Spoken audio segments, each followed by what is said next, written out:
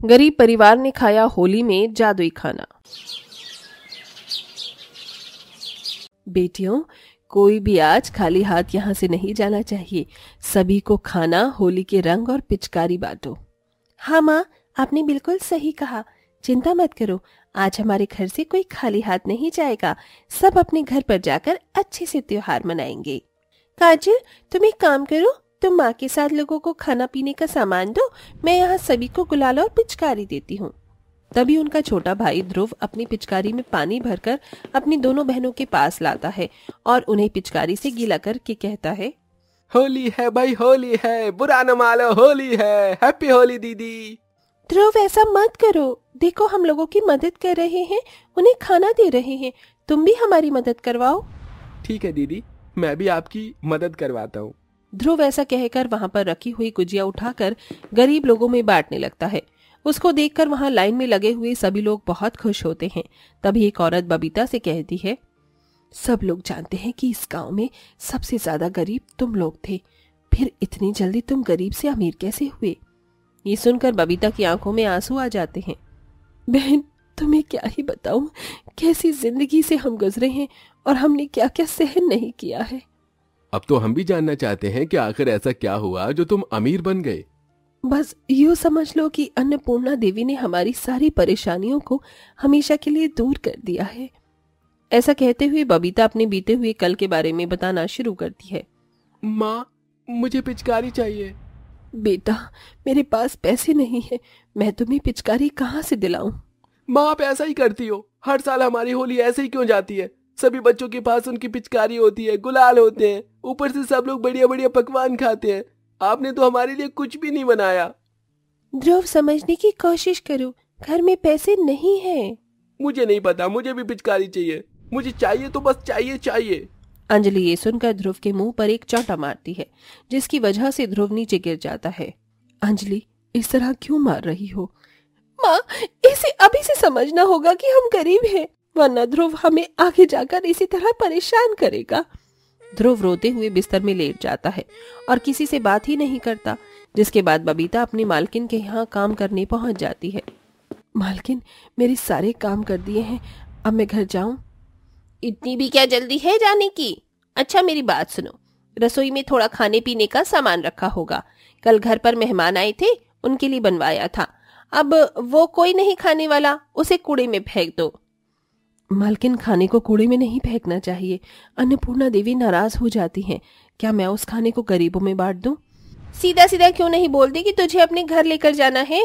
मालकिन, तुम जैसों की औकात नहीं है कि तुम जैसे गरीब हम जैसे अमीरों के घर का खाना खाएं। खाना तो खाना होता है मालकिन, फिर चाहे वो अमीर खाए या गरीब खाए। तुम्हारे खाने में और हमारे खाने में जमीन आसमान का फर्क है। अब जितना का है उतना करो। अपनी मालकिन के कहे अनुसार बबीता उनके घर की रसोई से खाना बाहर कूड़े में लाकर डाल देती है। हे अन्नपूर्णा देवी, मुझे माफ करना, मैं ऐसा नहीं करना चाहती थी, लेकिन मजबूर हूँ। मुझे ये खाना कूड़े में फेंकना पड़ रहा है। काश कि ये खाना मेरे बच्चे खा पाते। बबीता उस खाने को देखकर बहुत रोती है। सारे काम खत्म करने के बाद जब वो वापस घर आती है तो उसका बेटा ध्रुव उसे आते ही गले लगा लेता है। माँ, आप आ गई क्या? क्या लाई हो मेरे लिए? मुझे बहुत जोरों से भूख लगी है।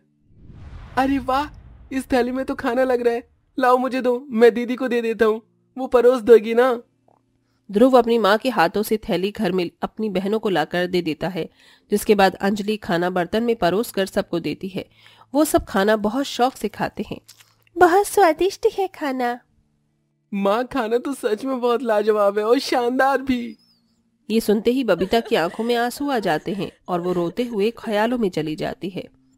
अरे मालकिन तो जा रही है, एक काम करती हूँ, इस खाने को थैली में भर लेती हूँ।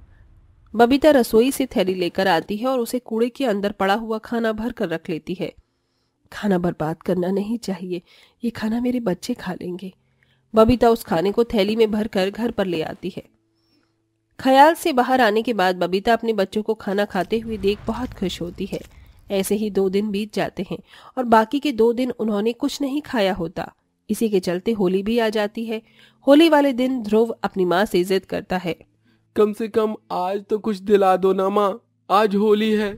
ना आपने मुझे पिचकारी दिलाई, ना आपने घर में कुछ खाने के लिए बनाया। आप कैसी माँ हो? बस कर बेटा, बस कर। अगर मेरे पास पैसे होते तो मैं तुझे तेरी पसंद की हर चीज दिलाती। हे भगवान, और कब तक मुझे इस तरह गरीबी में दिन गुजारने होंगे। काश कि मैं अपनी मालकिन के जितनी अमीर होती तो मैं लोगों की मदद करती, गरीबों को खाना बांटती, किसी को भूखा नहीं रहने देती। बबीता ये कह ही रही थी कि तभी उनके सामने अन्नपूर्णा देवी प्रकट होती है।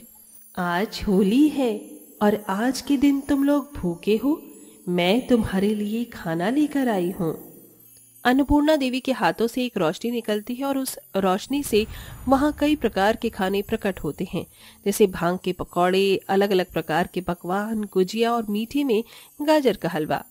अरे वाह, इतना सारा जादुई खाना! अन्नपूर्णा देवी, आपका बहुत बहुत शुक्रिया, आपने हमें इतना सारा खाना दिया।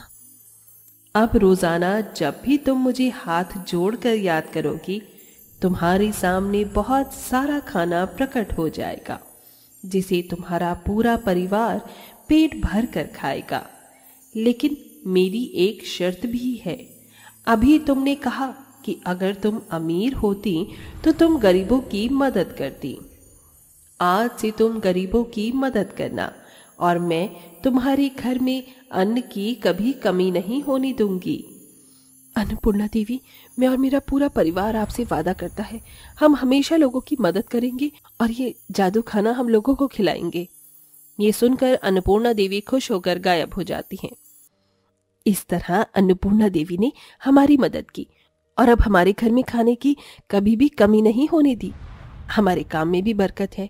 मेरी दोनों बेटियों की अच्छी कंपनी में नौकरी लग गई है और उनके कमाए हुए पैसों से ही हमने ये घर भी बनवाया है।